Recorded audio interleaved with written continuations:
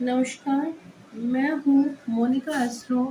आपका हार्दिक अभिनंदन है मेरे इस चैनल पर। आज हम बात करने जा रहे हैं ज्योतिष के एक बड़े ही रोचक और ख़ास विषय पर।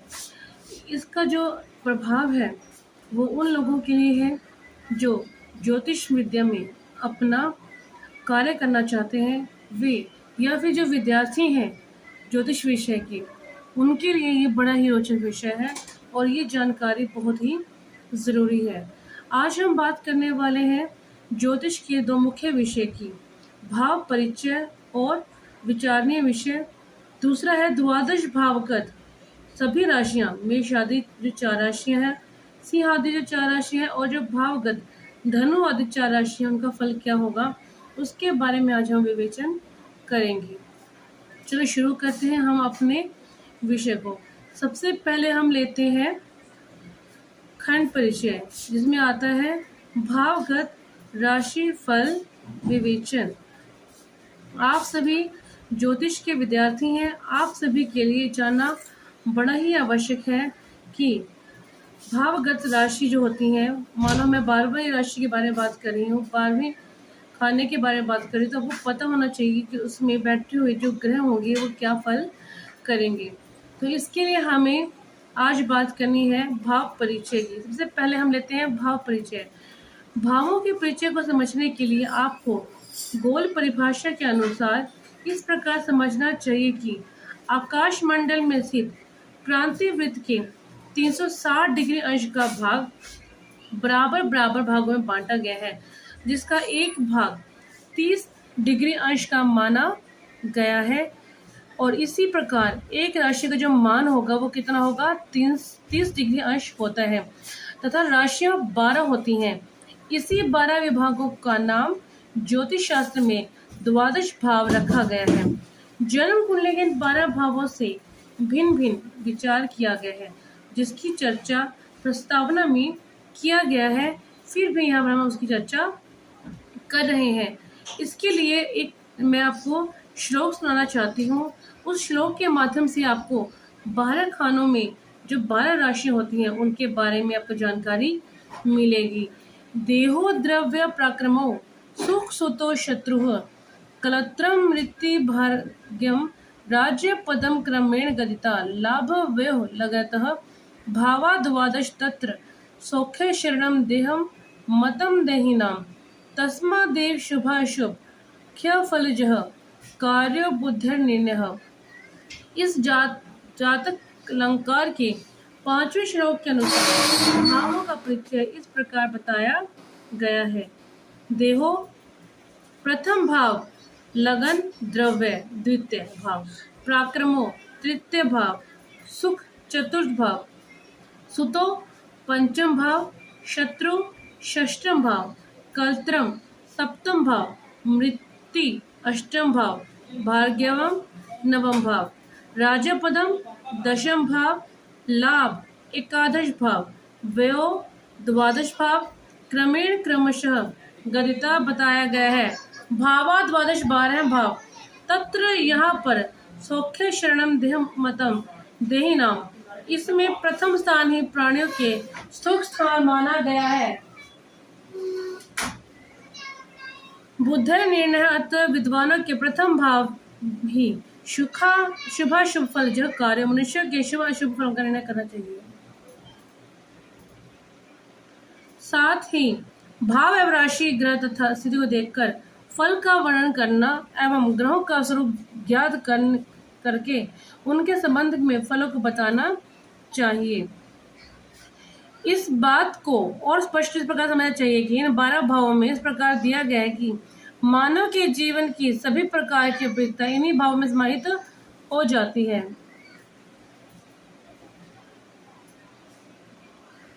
आगे हम इसके बारे में बात करने वाले हैं कि जो प्रथम भाव है उसको लगन कहा जाता है, यानी कि आपका शरीर, आपका व्यक्तित्व किस प्रकार का होगा ये आपके लगन में बैठी हुई राशि से ज्ञात होता है।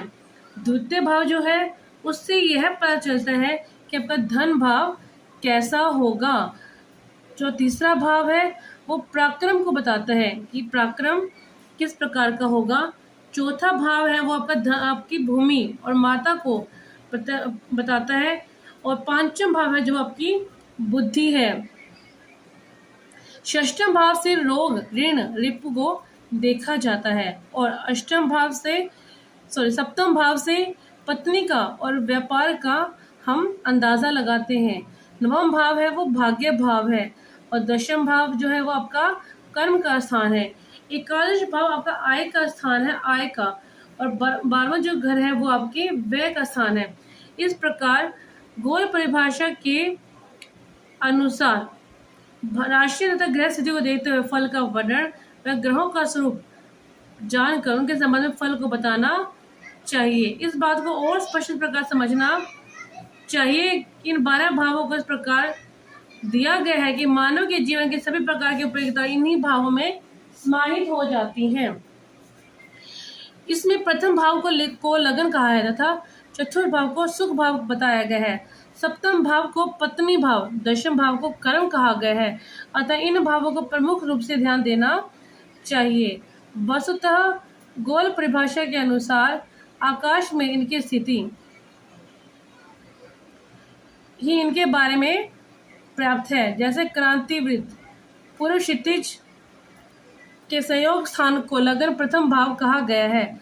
सप्तम भाव ही पश्चिम क्षितिज एवं क्रांति वृत्त कहा गया है। आगे हम बात करते हैं गोल परिभाषा के अनुसार आकाश में इनकी स्थिति ही इनके बारे में बताने के लिए प्राप्त है। जैसे क्रांति वृत्त और पूर्व क्षितिज के संयोग स्थान को लगन प्रथम भाव कहा गया है। सप्तम भाव को पश्चिम क्षितिज एवं क्रांति वृत्त का संयोग बिंदु ही है। ठीक इसी प्रकार चतुर्थ भाव को हम समझ सकते हैं। दक्षिणोत्तर वृत्त और क्रांति वृत्त का वह संयोग बिंदु जो अपने क्षितिज से अधः प्रदेश अर्थात नीचे है, तथा दशम भाव क्षितिज से ऊपर अपने सिर के ऊपर दक्षिणोत्तर वृत्त और क्रांति वृत्त का संयोग बिंदु ही होता है। अर्थात 1, 4, 7, 10 इन्हीं भावों के दोनों ओर मानव जीवन संबंधित फलों को बताने के लिए भाव भी स्थित है। प्रथम भाव से दाहिने ओर का खर्च का घर है और अथवा 12वां भाव है। बाईं ओर द्वितीय भाव है जिसको धन भाव कहते हैं।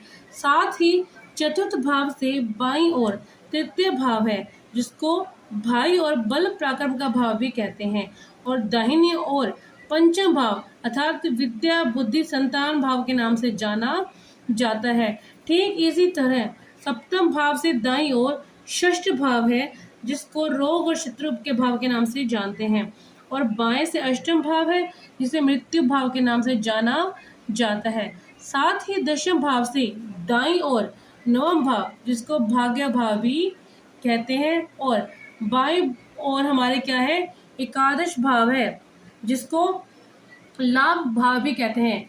इस प्रकार अब भावों के पीछे के बारे में आप समझ गए हैं, लेकिन इन भावों का नाम क्रम के अनुसार यहाँ पर दिया जा रहा है जिससे को समझने से आपको आसानी होगी।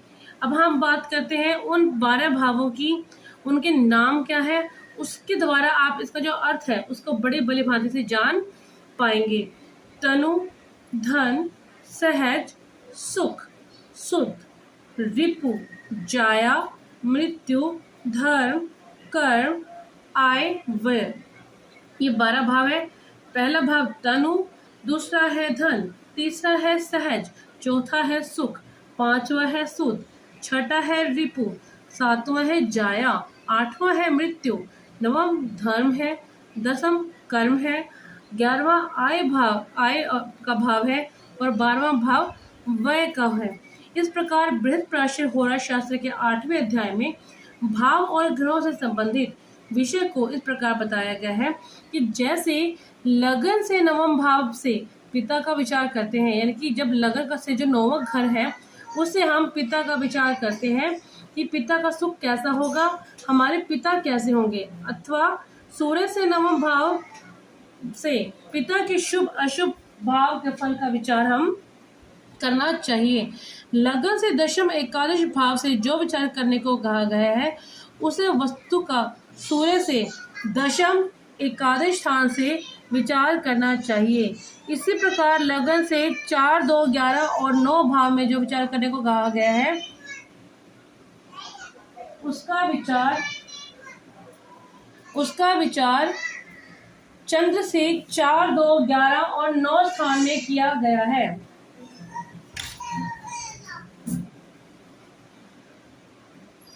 इसी प्रकार अब भावों के परिचय के बारे में समझ गए हैं, लेकिन इन भावों के बारे में हम बात कर रहे हैं।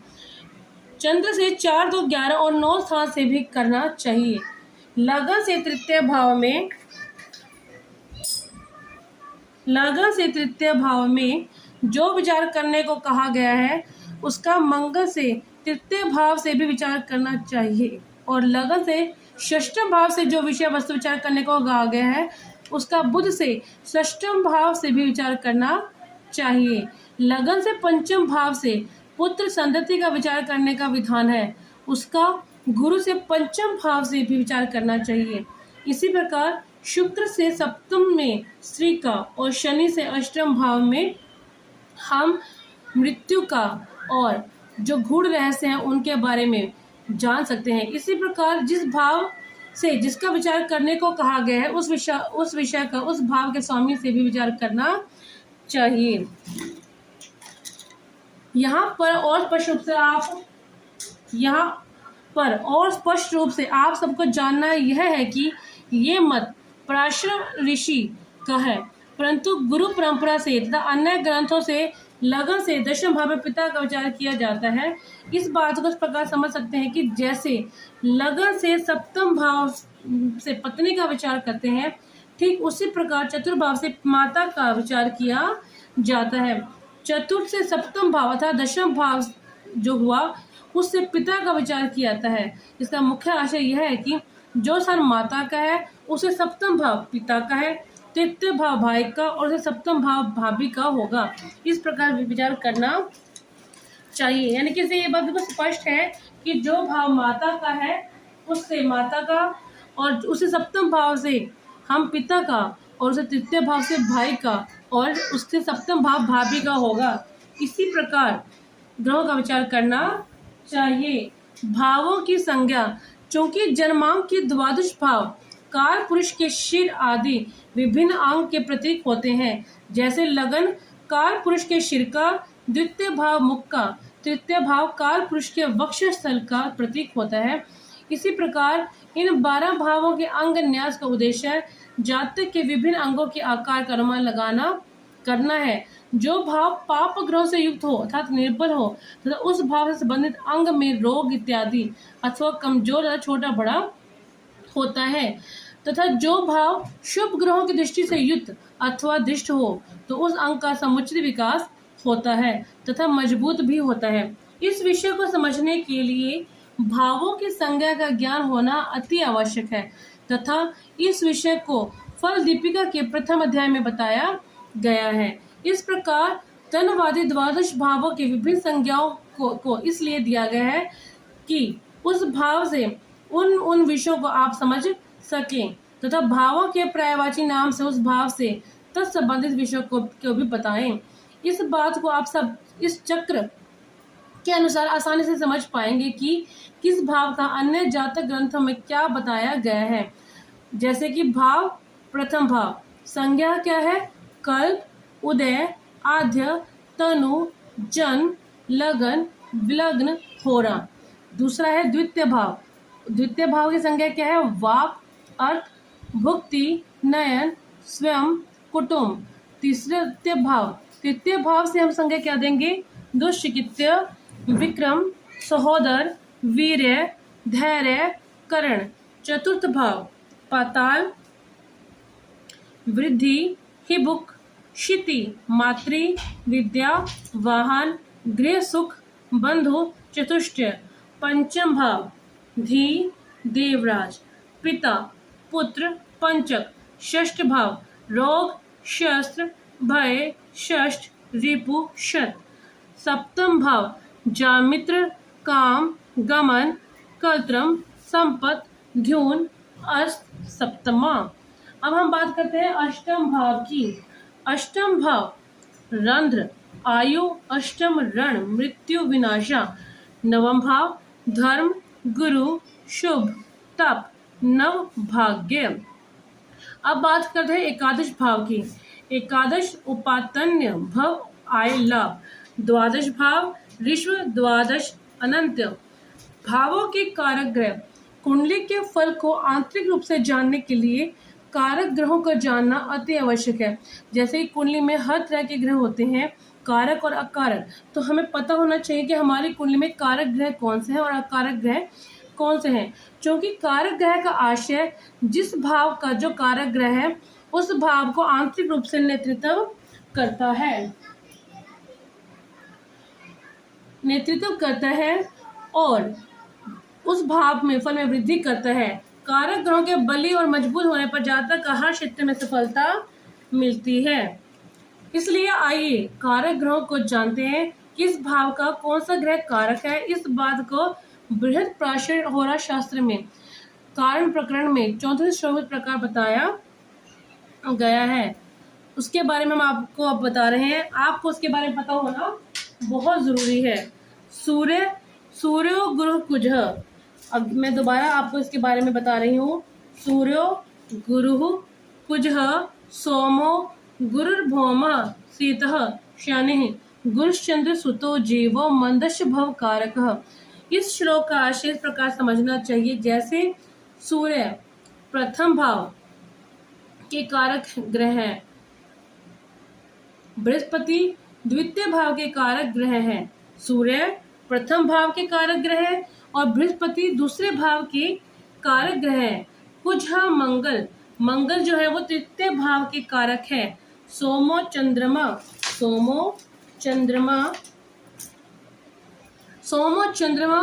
चतुर्थ भाव के कारक गुरु ग्रह है और गुरु बृहस्पति पंचम भाव के कारक है। भौम मंगल षष्ठम भाव के कारक ग्रह है, यानी कि जो वो है भौम है वो मंगल षष्ठ भाव के कारक है। शीतः शुक्र सप्तम भाव के कारक है। शनि अष्टम भाव के कारक है। गुरु नवम भाव के कारक ग्रह गुरु है। चंद्र सुतो बुधः दशम भाव के कारक हैं। जीवो गुरु एकादश भाव के कारक है। मंदश शनि द्वादश भाव के कारक है। अन्य जातक ग्रंथों के अनुसार भावों के कारक आपको इस प्रकार समझना चाहिए। अब हम बात करते हैं कारक ग्रहों की। जैसे हमने बात की है, अब हमने उसकी क्या करनी है, एक हमने सूची तैयार की है जो इस प्रकार है। प्रथम भाव सूर्य, द्वितीय भाव बृहस्पति, तृतीय भाव मंगल, चतुर्थ भाव चंद्र बुध, पंचम भाव बृहस्पति, षष्ठम भाव शनि मंगल, सप्तम भाव शुक्र, अष्टम भाव शनि, नवम भाव सूर्य और बृहस्पति और दशम भाव सूर्य बुध बृहस्पति शनि। इस प्रकार जो एक तालिका है उसमें क्या किया है, हमने बात की है, जानकारी ली है किस किस की, इन ग्रहों की बारे में इनकी सूची हमने आपको बता दी जो जिस घर का कारक होता है। अब हम बात करते हैं एकादश भाव और द्वादश भाव के जो कारक ग्रह हैं। एकादश भाव के कारक ग्रह हैं बृहस्पति और द्वादश भाव के कारक ग्रह हैं शनि। इस विधि के अनुसार आप फल का कथन कैसे करेंगे, तो इस विषय को समझने के लिए पुनः भावों के बारे में जानना आवश्यक होगा। सबसे पहले जन्म कुंडली का निर्माण करेंगे तथा इस प्रकार फल का विवेचन करेंगे। जन्म कुंडली में एकादश, तृतीय, अष्टम, षष्ठ, द्वितीय, द्वादश भाव यानी कि 11, 3, 8, 6, 2, 12 इन भावों का जो एकादश 11, 3, 6, 8, 2, 12 इन भावों को अशुभ संज्ञक समझना चाहिए। तो इन भावों से संबंधित जो ग्रह होगा वह जिस भाव में स्थित होगा उस भाव के फल में शुभता प्रदान करेगा, परंतु उच्च का हो या स्वग्रही हो। अगर उच्च का हो या स्वग्रही हो तो उसकी जो अशुभता है उसमें कमी आएगी। इन भावों से संबंधित जो ग्रह होगा वह जिस भाव में स्थित होगा उस भाव के फल में शुभता प्रदान करता है, परंतु उच्च का हो या स्वग्रही हो या शुभ ग्रहों की दृष्टि से युक्त हो तो उस भाव के ग्रह की स्थिति के अनुसार मध्यम फल प्रदान करेगा। ठीक उसी प्रकार 1 4 7 10 प्रथम, चतुर्थ, सप्तम, दशम भाव को केंद्र स्थान कहते हैं। तब पंचम नवम भाव को, 5 9 भाव को त्रिकोण भाव कहते हैं। कुंडली का यह भाव बहुत ही उत्तम फलों को देने वाला होता है, अर्थात इन भावों से संबंधित ग्रह अशुभ होने पर भी शुभ फल प्रदान करते हैं। इस प्रकार आप भाव और ग्रहों के संबंध को विचार करके शुभ अशुभ फल का कथन कर सकते हैं। अब तो आप समझ गए होंगे कि भावों और राशियों को मिलाकर ही शुभ अशुभ फल बताया जाता है, लेकिन और भी महत्वपूर्ण बात यह है कि ग्रहों के शत्रु, मित्र एवं नरसैंगिक मैत्री का भी विचार करना आवश्यक है। यानी कि अब तक हमने ये जाना कि 12 राशियां कौन कौन सी है और उनके कारक ग्रह कौन से हैं और अकारक ग्रह कौन से हैं, यानी कि इसका हमें पूरा ज्ञान होना चाहिए। सूर्य के मूल त्रिकोण राशि सिंह है, अतः कुंडली निर्माण में लगन में सिंह राशि को लिखकर आगे की राशियों को बैठा देना चाहिए। फिर सिंह राशि स्थित लगन भाव से चतुर्थ भाव में वृश्चिक राशि होगी, अतः इस भाव का स्वामी मंगल जो सूर्य के मित्र हैं। द्वितीय भाव में कन्या राशि है जिसका स्वामी बुध है।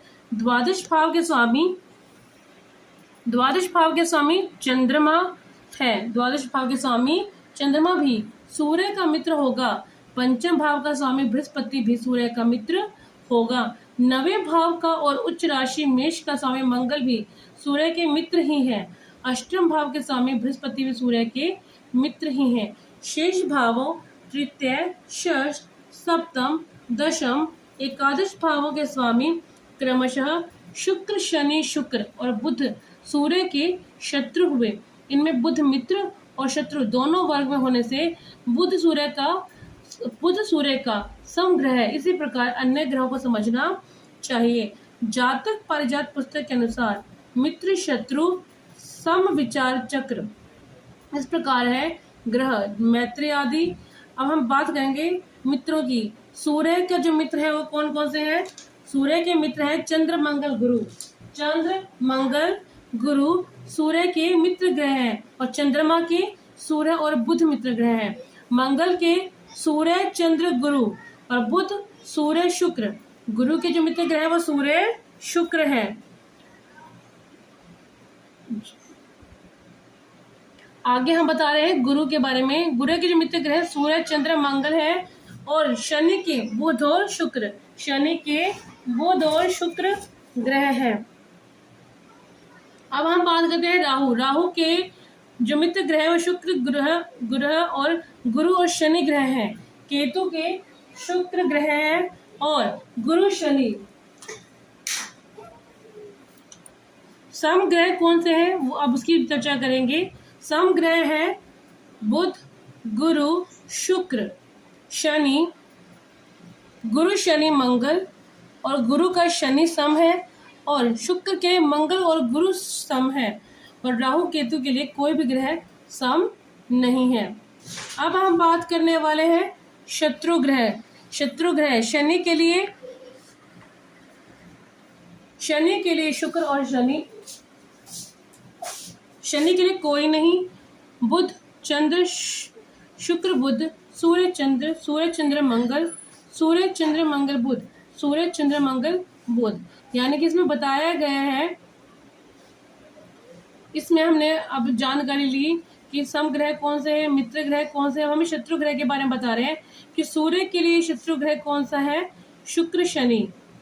और चंद्र के लिए कोई नहीं। चंद्रमा किसी को भी अपना शत्रु नहीं मानता। और मंगल के लिए शत्रु ग्रह कौन सा है? बुध। और बुध के लिए शुक्र। और गुरु के लिए कौन सा ग्रह है? ये सब इसमें बताया गया है। अब आगे हम बात करते हैं ग्रह के मूल त्रिकोण राशि इस प्रकार है। ग्रहों के मूल त्रिकोण राशि इस प्रकार है। सूर्य सिंह राशि, चंद्र वृष, मंगल मेष, बुध कन्या, बृहस्पति धनु, शुक्र तुला, शनि कुंभ, राहु कुंभ।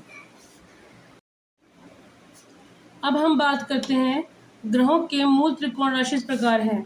ग्रह सूर्य सिंह राशि, चंद्र वृष राशि, मंगल मेष, बुध कन्या, बृहस्पति धनु, शुक्र तुला, शनि कुंभ, राहु कुंभ। इस मूल त्रिकोण राशि से चतुर्थ भाव, द्वितीय भाव, द्वादश भाव, पंचम भाव, नवम भाव, अष्टम भाव 4, 2, 12, 5, 9, 8 और इन भावों से उच्च स्थान के स्वामी भी उन ग्रहों के मित्र होते हैं। शेष जो बचे वह शत्रु होते हैं तथा जो शत्रु और मित्र होते हैं वह सम होते हैं।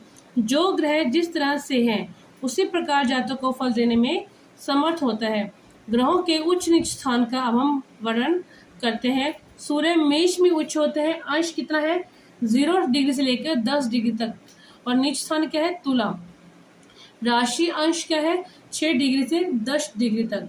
चंद्रमा वृष में उच्च के होते हैं, राशि और अंश कितना रहेगा 1 से लेकर 3 डिग्री। वृश्चिक इनकी नीच राशि है और राशि की जो डिग्री होगी और राशि कौन सी होगी 7 और अंश कितना होगा 3। मंगल मकर 9-28 डिग्री। कर्क लगन में नीच के होते हैं और राशि 3 है और अंश 28 डिग्री का। बुध कन्या 5 राशि है 5वीं और 15 डिग्री के ये अंश के होते हैं। मीन में नीच के होते हैं। बुध जो है मीन में नीच के होते हैं और राशि इनकी 11वीं है और 15 डिग्री अंश के होते हैं। गुरु कर्क में उच्च के होते हैं और मकर में ये नीच के होते हैं। शुक्र मीन राशि में उच्च के होते हैं और कन्या राशि में ये नीच स्थान को प्राप्त करते हैं। अब हम बात करते हैं भावगत राशिफल विवेचन। शनि राहु केतु, शनि तुला, राहु मिथुन और केतु धनु में और नीच के लिए शनि मेष में नीच के होते हैं, राहु धनु में और केतु मिथुन में क्या होते हैं नीच के होते हैं। अब बात हम करते हैं परस्पर कारक ग्रह।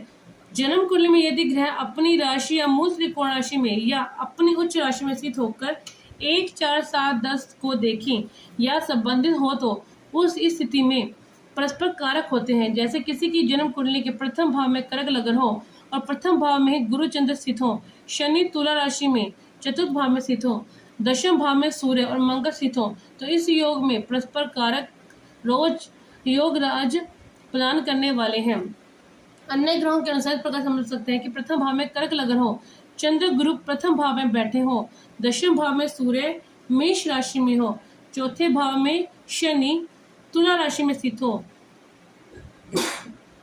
सप्तम भाव में मंगल शनि के घर में अर्थात मकर राशि में स्थित हो तो भी परस्पर कारक योग होता है। जिसके जन्म कुंडली में इस प्रकार का कारक ग्रह योग हो तो ऐसा जातक कमजोर परिवार में भी जन्म लिया हो तो भी राजा होता है, इसमें कोई संशय नहीं है। विशेष जैसे पुत्र कारक ग्रह पुत्र भाव में स्थित हो और कुछ ग्रह पुत्र विनाश कारक भाव में भी बैठे हो तो वहां उनका अलग अलग फल विचार करके जिसका बल अधिक हो उसी के अनुसार फल कहना चाहिए।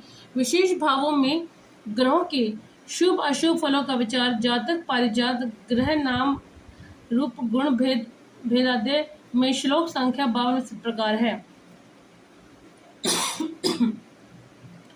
सप्तम भाव में शुक्र, चतुर्थ भाव में बुध, पंचम भाव में गुरु अनिष्ट फल प्रदान करते हैं, लेकिन अष्टम भाव में शनि बहुत ही अच्छे फलों को देते हैं। सूर्य नवम भाव में, चंद्रमा चतुर्थ भाव में, मंगल तृतीय भाव में, पंचम भाव में बृहस्पति, सप्तम भाव में शुक्र और अष्टम भाव में शनि जातक के लिए अनिष्ट कारक होते हैं। अब हम बात करते हैं तनवादी द्वादश भावों के सामूहिक नाम।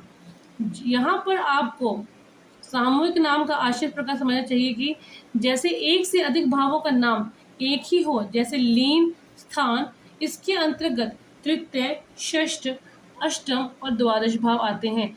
जिसे लीन भाव कह देने से 3, 6, 8, 12 इन भावों का ज्ञान होता है जो फलादेश के लिए अधिक उपयुक्त होता है। किसी भी कुंडली के भाव भावेश और कारक को देखने के बाद ही फल कथन करना चाहिए, क्योंकि कुंडली में 12 भाव, 108 चरण और 12 राशियां तथा 9 ग्रहों से संबंधित फल कथन ही कहना चाहिए। यह बात सर्वविदित है कि जन्म कुंडली में कुछ भाव शुभ फल देते हैं तो कुछ अशुभ फल प्रदान करते हैं। ठीक इसी प्रकार षष्ठ, अष्टम और द्वादश भाव को ध्रुव स्थान तथा अरिष्ट स्थान कहते हैं। शेष भाव को सुस्थान और शुभ स्थान कहते हैं। तृतीय, षष्ठ, एकादश और दशम भावों को 3, 6, 11, 10 को उपचय कहते हैं, किंतु इसकी उपचय संज्ञा नित्य नहीं है। यदि इन भावों पर पाप ग्रहों एवं इनके स्वामी के ऊपर शत्रु ग्रह की दृष्टि हो तो इनका उपचय तत्व बाधित होता है। इसका आधार यह है कि दशम भाव का जातक कर्म भाव होता है और तृतीय भाव और षष्ठ भाव शत्रु और रोग तथा बल पराक्रम का होता है। साथ ही एकादश भाव आमदनी का भाव है। अतः इन भावों का संबंध कर्म भाव से होने से अनैतिक कर्म से द्रव्य प्राप्ति कर सकता है। अतः इस बात को कहा जाता है कि सही कार्य से ही धन नहीं आ रहा, अतः धन उपार्जन में बाधा उत्पन्न हो रही है, अतः उपचय तो बाधित हो रहा है। परंतु दूसरे शब्दों में हम यह भी कह सकते हैं कि त्रिशदाय भाव से दशम भाव का संबंध बहुत ही अच्छे फलों को भी प्रदर्शित करता है। ऐसे जातक अधिक संघर्षशील होने के कारण काफी लाभ कमा लेते हैं। फल दीपिका राशि भेदाध्याय श्लोक संख्या 18। ग्रहों की अवस्था। अब हम बात करेंगे ग्रहों की अवस्था की। जातक परिजात के अनुसार ग्रहों की अवस्था इस प्रकार है: बाल, कुमार, युवा, वृद्ध और वृद्ध। इस प्रकार ग्रहों की 5 अवस्था होती है तथा इस प्रकार एक राशि में 30 डिग्री होते हैं। 30 को जब हम 5 से भाग देते हैं तो 6 डिग्री अर्थात एक अवस्था 6 डिग्री की होती है, जो चक्र द्वारा स्पष्ट है। अब आपको समझ में आया कि हमारी जो अवस्थाएं हैं वो ग्रहों की कौन कौन सी है: बाल, कुमार, युवा, वृद्ध और मृत। और जो अंश है वो कितने का होता है? 6 डिग्री का। अब हम बात करते हैं कि हम जो बात हम करेंगे इस प्रकार जो केंद्र भाव है 1, 4, 7, 10, इस भाव में स्थित ग्रह बाल अवस्था में फल देते हैं। अगर कोई भी ग्रह 1, 4, 7, 10 में बैठा है तो अगर वो बाल अवस्था में है तो अच्छा फल देगा। इन भावों को केंद्र, कंटक और चतुष्टय भी कहते हैं। क्या कहते हैं? केंद्र, कंटक और चतुष्टय। कौन से भावों को? 1, 4, 7, 10। तथा केंद्र भाव से एक राशि आगे पणफर भाव 4 भाव होता है: 2, 5, 8, 11। इस भाव में स्थित ग्रह युवा अवस्था में फल प्रदान करते हैं। कौन से ग्रह फल प्रदान करते हैं? युवा अवस्था में। कौन सी राशियां? 2, 5, 8, 11। केंद्र भाव से एक राशि आगे 2, 5, 8, 11 युवा अवस्था में फल प्रदान करती हैं। पर्णफर भाव से एक राशि आगे आपोक्लिम भाव 4 भाव होता है: 3, 6, 9, 12। इस भाव को आपोक्लिम भाव कहते हैं। इस भावों में स्थित ग्रह वृद्धावस्था में फल देते हैं। अब हम बात करते हैं पिडरक्ष संज्ञा। नवम भाव, द्वितीय भाव, चतुर्थ भाव, पंचम भाव, सप्तम भाव, अष्टम भाव, द्वादश भाव और होरा, इन भावों को पिडरक्ष भाव कहते हैं। इसका आशय यह है कि जन्म कुंडली में, प्रश्न कुंडली में जो राशि अपने स्वामी ग्रह से एवं बुध, शुक्र से और बृहस्पति से संबंधित हो तथा अन्य किसी भी ग्रहों से युति संबंध या दृष्टि संबंध नहीं होता है तो शुभ फल प्रदान करते हैं। त्रिकोण, पंचम भाव और नवम भाव, यह भाव शुभ फल प्रदान करता है। त्रिकोण, पंचम भाव और नवम भाव, यह भाव शुभ फल प्रदान करता है। चतुर्थ भाव और अष्टम भाव। 7वां है त्रिक। षष्ठ भाव, अष्टम भाव और द्वादश भाव होता है। इन भावों को अशुभ फल प्रदान करने वाला भाव समझना चाहिए। उपचय भाव को छोड़कर अन्य भाव जो बचे हैं उन्हें अनुपचय भाव समझना चाहिए। अब हमने बात की है कि ग्रह जो है वो कितनी अवस्थाओं में होते हैं। अब हम बात करेंगे भावगत राशि फल विवेचन। कुंडली के भावों के अनुसार सामूहिक नाम, जैसे कि मैंने बताया कि 1, 4, 7, 10 ये है केंद्र, तो इनमें जो ग्रह बैठे होते हैं उन्हें केंद्र, कंटक और चतुष्टय कहते हैं। और जो इनसे एक घर आगे होते हैं उन्हें पर्णफर कहते हैं। जैसे कि आप स्क्रीन पर देख भी रहे हैं कि ये जो भाव है, पहला ये भाव है, ये केंद्र भाव है, ये भी केंद्र भाव है, ये भी केंद्र भाव है, और एक और केंद्र भाव कौन सा है? दिस 1, 4, 7 और 10, ये चारों क्या है? केंद्र भाव है। अब उनसे एक घर आगे पर्णफर, दूसरा, 5वां, 9वां और 11वां, ये है पर्णफल। आगे अपोक्लिम, उसमें आते हैं तीसरा, छठा, नवा और 12वां। इस प्रकार ये है अपोक्लिम। अब हम बात करते हैं सुस्थान के बारे में। इन सभी सामूहिक नाम से जानकर आप भावों और ग्रहों के संबंध से जन्म कुंडली का फल कथन समुचित रूप से कर सकते हैं। जो राशि अपने स्वामी से अथवा स्वामी के मित्र ग्रह से अथवा बुध और बृहस्पति से युक्त या दृष्ट हो तो उस राशि को बलवान जानना चाहिए, लेकिन अन्य ग्रहों से युक्त अथवा दृष्ट नहीं होना चाहिए। तथा जो राशि बलवान होगी वह शुभ फल प्रदान करने में समर्थ होगी। इस प्रकार भावों तथा ग्रहों का फल जातकों को बताना चाहिए। अब इसमें दिखाए भी गए कौन कौन से सुस्थान होते हैं। पहला घर भी सुस्थान है, दूसरा घर भी सुस्थान है, तीसरा घर सुस्थान भी और उपचय भी है, चौथा स्थान जो है वो सुस्थान है, पांचवा घर त्रिकोण और सुस्थान है, और छठा घर उपचय और दुस्थान है, और सातवां सुस्थान, आठवां दुस्थान, नवा त्रिकोण और सुस्थान, 10वां सुस्थान और उपचय, 11वां भी उपचय और सुस्थान, और 12वां सुस्थान। इन सभी सामूहिक नामों को जानकर आप भावों और ग्रहों के संबंध से जन्म कुंडली का फल कथन समुचित रूप से कर सकते हैं। जैसे जो राशि अपने स्वामी से तथा स्वामी के मित्र ग्रह से तथा बुध और बृहस्पति से युक्त है या दृष्ट हो तो उस राशि को बलवान जानना चाहिए, लेकिन अन्य ग्रहों से युक्त अथवा दृष्ट नहीं होना चाहिए। जो राशि बलवान होगी वह शुभ फल प्रदान करने में समर्थ होगी। इस प्रकार भावों तथा ग्रहों का फल जातकों को बताना चाहिए। अब आगे हम उदाहरणार्थ चलित चक्र का निर्माण करेंगे। चलित चक्र का निर्माण करके जन्म के बारे में यात्रा, उपनयन, चूड़ाकरण, राज्याभिषेक, विवाह आदि कार्यों से ससंधि द्वादश भाव का साधन करके चलित चक्र का निर्माण करके उनके द्वारा प्राप्त योगों के बारे में हम बात करेंगे। यथा षोडश वर्गीय जन्म कुंडली के फल में कमी का भान होगा बिना चलित कुंडली के। चूंकि इस विषय को आप पहले कक्षा में अध्ययन कर चुके हैं, उदाहरण के अनुसार ससंधि द्वादश भाव का साधन किया जाता है। चलित चक्र साधन के लिए स्पष्ट ग्रह लगन स्पष्ट और दशम लगन स्पष्ट की मूल रूप से आवश्यकता होती है। यहाँ पर उदाहरण के अनुसार चक्र बनाकर स्पष्ट बताया जा रहा है। जैसे श्री शुभ संवत है 2078, शाकिल 1943, फाल्गुन मास है, कृष्ण पक्ष की शिवरात्रि के दिन मंगलवार जिसके अनुसार जो तारीख है, दिनांक है वो 1/3/2022, जन्म समय 10 बजे। अगर किसी जातक का हुआ है भीलवाड़ा राजस्थान में तो हम उसकी बना रहे हैं, चलित चक्र बना रहे हैं जो आपने अपने स्क्रीन पे देख रहे हैं।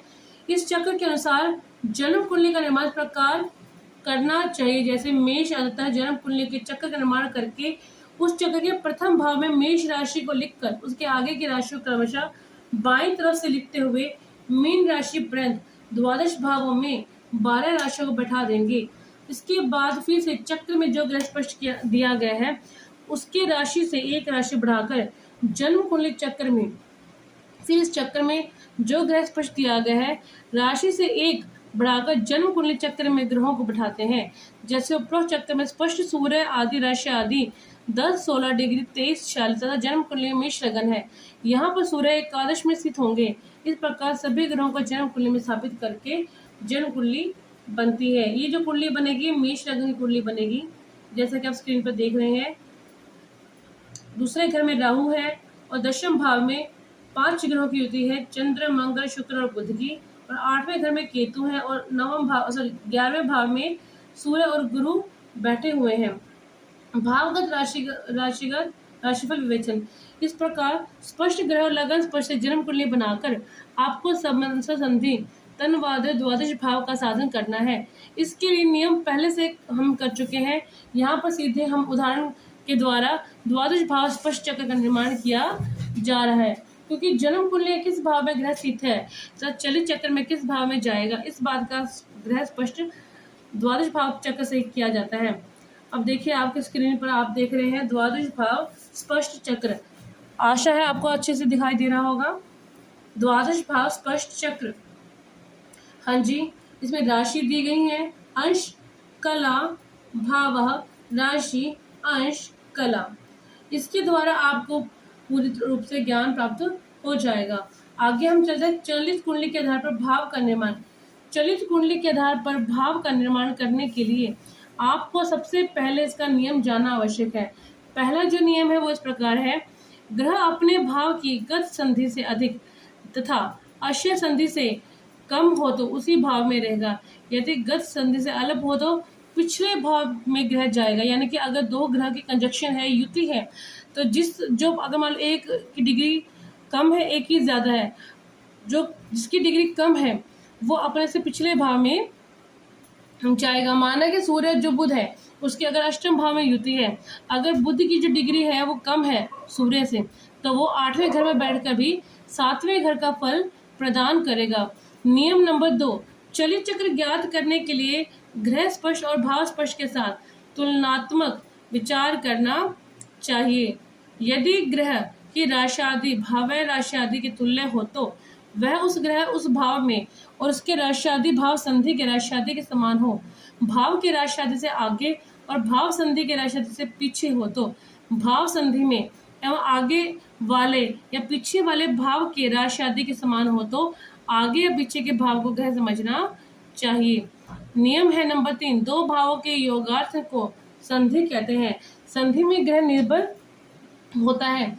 ग्रह संधि से हीन हो तो पूर्व भाव का फल देता है और संधि से अधिक हो तो आगामी भाव से उत्पन्न फल को प्रदान करता है।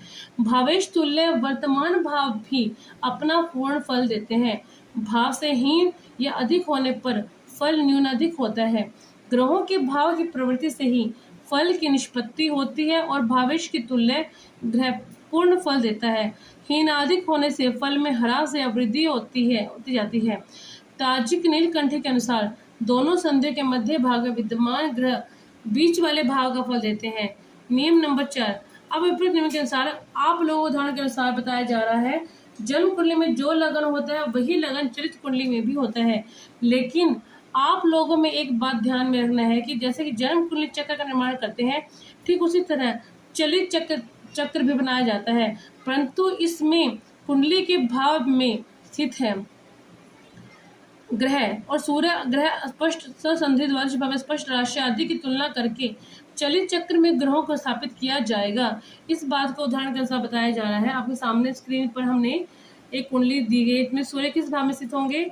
सूर्य जन्म कुंडली के लाभ भाव में स्थित है और सूर्यादि ग्रह स्पष्ट चक्र में सूर्य स्पष्ट राशि आदि 10, 16 डिग्री 23, 46 अंश पर, द्वादश भाव स्पष्ट चक्र में एकादश भाव की अग्रिम संधि राशि आदि 10, 25 डिग्री 44 और 16 अंश, अतः सूर्य की राशि आदि एकादश भाव संधि से कम है तो नियम नंबर 1 के अनुसार उसी भाव में रहेंगे। सूर्य चरित कुंडली में एकादश भाव में स्थित होंगे।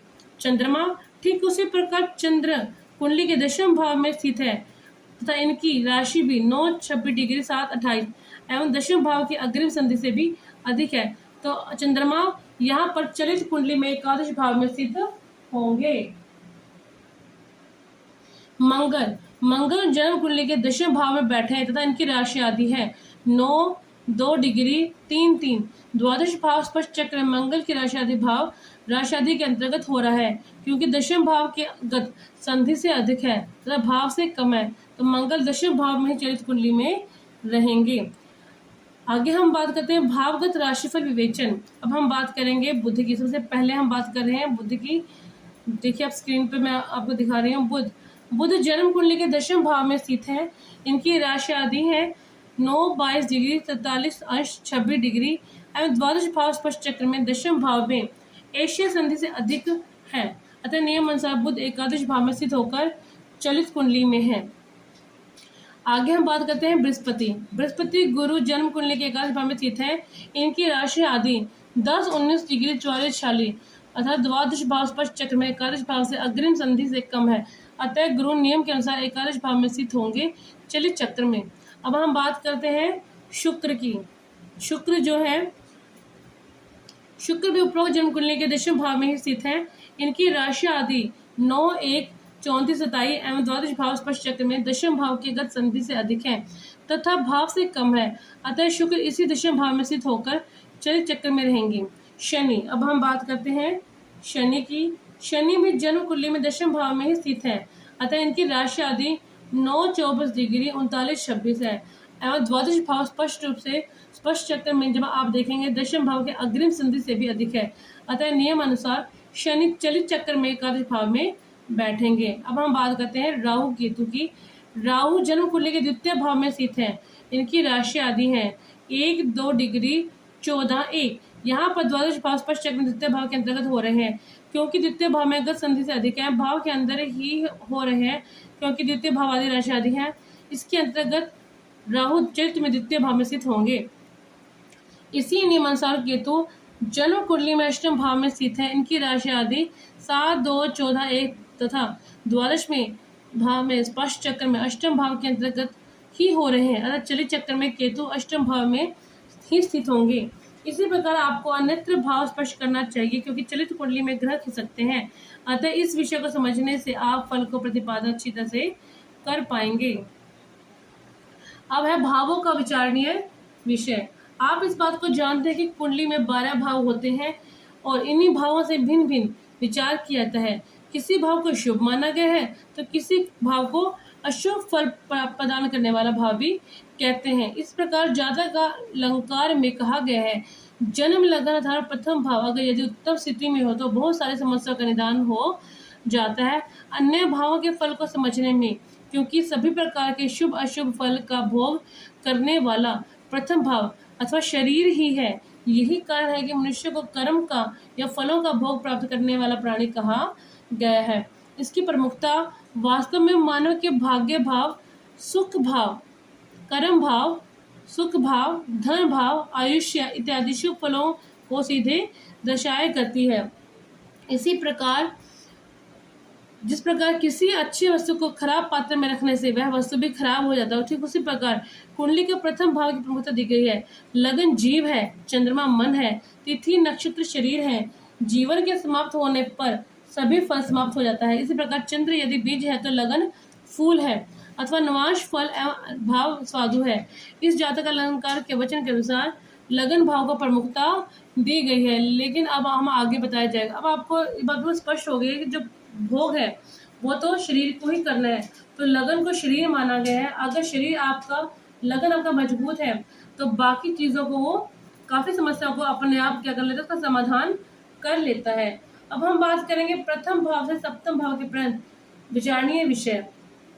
भावों के विचारणीय विषय अनेक जातक ग्रंथों में बताया गया है, लेकिन यहाँ पर आपको भारतीय ज्योतिष के अनुसार भावों के विचार के बारे में बताया जा रहा है।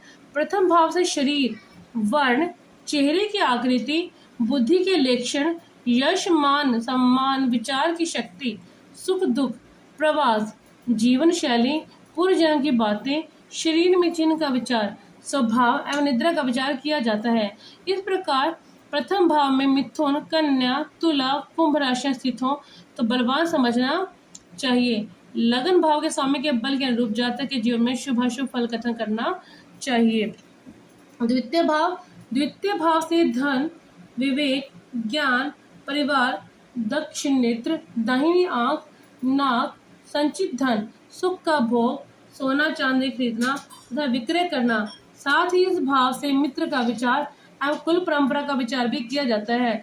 इस भाव में मंगल अशुभ फल प्रदान करते हैं। तृतीय भाव, इस भाव से भाई बहन, नौकर, सहोदर भाई, साहस, दमा, खांसी, सहनशीलता, मित्रता, रहन सहन, धैर्य, योगाभ्यास, औषधीय जानकारी, यौगिक क्रियाओं को जानना इत्यादि विषयों का विचार किया जाता है।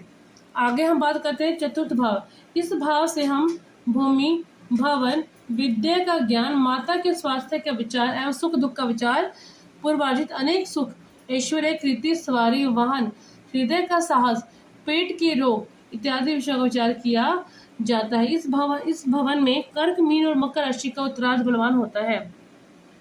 अब हम बात करते हैं पंचम भाव की। जैसा कि आप स्क्रीन पर देख रहे हैं पंचम भाव, इस भाव में बुद्धि, पुत्र, कन्या, विवेक, ज्ञान, देवताओं की शक्ति, विद्या, जिठराग्नि, घर भाष्य, शास्त्र का ज्ञान, लॉटरी, योग्यता,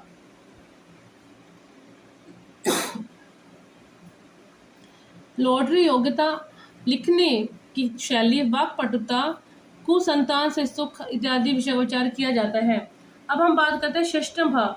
षष्ठम भाव जो है, इस भाव में मूल रूप से शत्रु एवं रोग का विचार किया जाता है। दुर्व्यवहार, चोट का निशान, मामा से संबंधित समस्या, नुकसान, चोरी, भय, हानि, अच्छे लोगों से मनमुटाव, चाचा की स्थिति, कमर, पैर, धोखा इत्यादि विषयों का विचार इस भाव से किया जाता है।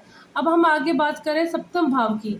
इस भाव से आप अपने पत्नी का स्वरूप कैसा होगा, स्वभाव कैसा होगा, जो पत्नी है वो उनके गुणों का, धर्म का, व्यापार का, व्यवसाय का, स्त्री की मृत्यु का, काम की चिंता, गुप्त इंद्रियों की स्थिति, विवाह, व्यवसाय, बवासीर रोग आदि का विचार कहता है। भतीजा पक्ष के बारे में जानकारी, अपने हाथ से गए हुए धन का विचार का जो विषयों का विचार है वो इसी से किया जाता है। इसमें वृश्चिक राशि बलवान होती है। अब है अष्टम भाव से द्वादश भाव पर्यंत विचारणीय विषय। अष्टम भाव से इस भाव से आयु व मृत्यु का विचार किया जाता है। साथ ही मानसिक समस्या, आकस्मिक धन लाभ, जल में यात्रा करना, पत्नी पक्ष से लाभ, रोग विकार, स्त्री लाभ, सर्पदंश, घात, व्यसन, ऋणी होना, गुप्तांगों का रोग इत्यादि विषयों का विचार किया जाता है। भावगत राशिगत विवरण के आपको लगे पता कि जो अष्टम भाव है, अष्टम भाव से आपकी आयु का, मृत्यु का, जो आपके पत्नी का जो कि ससुराल पक्ष है, आकस्मिक धन है, जल में यात्रा करेंगे नहीं करेंगे, जो पत्नी पक्ष है जो उससे लाभ मिलेगा नहीं मिलेगा, जो मानसिक बीमारियां हैं, अगर आपको जो मृत्यु है वो किस तरह की होगी, उसके बारे में आपको अष्टम भाव से पता चलता है। अब हम बात करते हैं भावगत राशिफल विवेचन। नवम भाव, इस भाव से धर्म, गुरु और भाग्य का विचार किया जाता है। पाप, पुण्य, दान, दैविक शक्ति, यंत्र मंत्र साधना, तीर्थ यात्रा, पितृ सुख, भाग्य उदय कब तक होगा, दान इत्यादि का विचार किया जाता है। दशम भाव, इस भाव से पिता का रूप कैसा होगा, वृत्ति, पात्रता, राज्य सम्मान, प्रतिष्ठा, नौकरी चाकरी, व्यापार, धन, कार्य की सिद्धि, मान हानि, जीवन जीने का स्तर, अनुशासन, पद लाभ, परीक्षाओं में प्रगति, अन्य जीविका इत्यादि का विचार इस भाव से किया जाता है। इस भाव में मेष, सिंह, वृष, मकर का पूर्वार्ध और धनु राशि का उत्तरार्ध बलवान होता है। अब हम बात करते हैं एकादश भाव की। एकादश जो भाव है, इस भाव से आय का विचार किया जाता है। इस प्रकार धन के आगमन, स्रोत इत्यादि का विचार, मित्र सुख, भाई, समाज में श्रेष्ठता, मोटर गाड़ी इत्यादि का लाभ, प्रॉपर्टी योग, मांगलिक कार्य, आकस्मिक लाभ इत्यादि विषयों का विचार एकादश भाव से किया जाता है। यानी कि जो एकादश भाव है उससे आपके आय व्यय आय का विचार किया जाता है कि आय कैसी होगी, एक सोर्स से होगी, एक स्रोत ही होगा या बहुत सारे स्रोत होंगे, और मांगलिक जो कार्य हैं जो आपको अचानक से बेनिफिट होते हैं, लाभ होते हैं, उसके बारे में, भाई बहन का सुख है या उनसे आपसे भाई बहन का जो सुख है, श्रेष्ठता है समाज में, उसके बारे में हमें आय भाव यानी 11वें भाव से उसके बारे में जानकारी मिलती है। अब हम बात करते हैं द्वादश भाव की। इस भाव से बाईं आंख, यात्रा, विचार, व्यसन, दुराचार, कारावास, दंड, गुप्त शत्रु, अधिक खर्च, किस मद में खर्च होगा, मुकदमा एवं शत्रुओं द्वारा द्रव्य हानि इत्यादि विषय विचार इस भाव से किया जाता है। चूंकि आपको जन्म कुंडली का फल कथन करना है, इसलिए राशि के बारे में जानकारी होना अति आवश्यक है। दिवा बलि राशि कौन सी है, रात्रि बलि राशि कौन सी है, इनका उदय कैसे होता है, साथ ही क्रूर और सौम्य के बारे में जानकारी होना आवश्यक है। तो चक्र माध्यम से इन सब बातों को प्रस्तुत किया जा रहा है। रात्रि बलि पृष्ठोदय मेष है, वृष है, कर्क है, धनु, मकर, और दिवा बलि सिंह, कन्या, तुला, वृश्चिक, कुंभ, रात्रि बलि शीर्षोदय मिथुन, और दिव्य रात्रि बलि अभ्योदय मीन। क्रूर और सौम्य जानने के चक्कर में आपके सामने आपको दिखाया जा रहा है, आप इसके बारे में जान सकते हैं। राशि मेष, वृष, मिथुन, कर्क, सिंह, कन्या, संज्ञा, क्रूर, सौम्य, क्रूर, सौम्य, क्रूर, सौम्य, इस प्रकार आपको इसके बारे में जानकारी मिल रही है। फिर इसके बाद भाव चक्र है, उपाचय चक्र है, भावों के नामांतर है, चतुस्सारी संज्ञा है और भावों के नामांतर नाम है। भावगत राशि पर विवेचन इसका है। अब हम पूरा ये हम जो अध्याय इसका हम पाठ कर चुके हैं, अध्ययन कर चुके हैं, पूर्ण इसका हम अब क्या करने जा रहे हैं, हम इसका सारांश बताने जा रहे हैं। इस इकाई के अध्ययन से आपको 12 भावों के नाम परिचय को जानकर जन्म कुंडली का फल कथन बहुत ही उत्तम प्रक्रिया से करेंगे, क्योंकि इन्हीं भावों से कुंडली फल संबंधित पृथक कार्य, पृथक पृथक विषयों का विचार फल कथन के लिए किया जाता है। इस इकाई में द्वादश भाव स्पष्ट करके बताया गया है, अतः कुंडली फल कथन के लिए भावों का जानकारी होना अति आवश्यक है। इसके बिना सभी प्रकार के जो फल कथन करने में कोई भी समर्थक नहीं हो सकता, क्योंकि जन्म कुंडली में सूर्य और चंद्रमा परम उच्च स्थिति में हो तो वह व्यक्ति राजा अथवा उसके समान होता है। इस बात का विचार भी जन्म कुंडली स्थित भाव और राशियों से ही किया जाता है। साथ ही उच्च राशि में अथवा मूल त्रिकोण में ग्रह बैठे हो तो धनवान और विख्यात होता है। यही सूरज चंद्रमा पर नीचे स्थित हो तो जातक परजीवी, अंधा, गरीब या कमजोर होता है।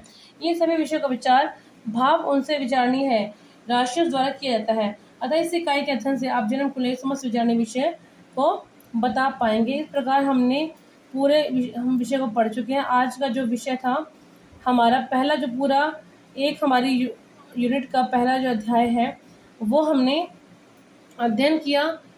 और इस प्रकार मैं आशा करती हूँ आपको मेरे द्वारा दिया गया जो ये विषय है के बारे में जो बताया ज्ञान है दिया गया है वो आपको पसंद आया होगा। अब हम शुरुआत से मैं आपको लेके जा रही हूँ कि हमने किया कौन सा हमने पढ़ा है। भाव परिचय और विचारणीय विषय को हमने आज पूर्ण रूप से अध्ययन किया है। आशा करती हूँ कि आपको ये पसंद आया होगा। कल हम द्वादश भाव में जो राशि स्थित होती है उसका जो फल है उसका विवेचन करेंगे। धन्यवाद।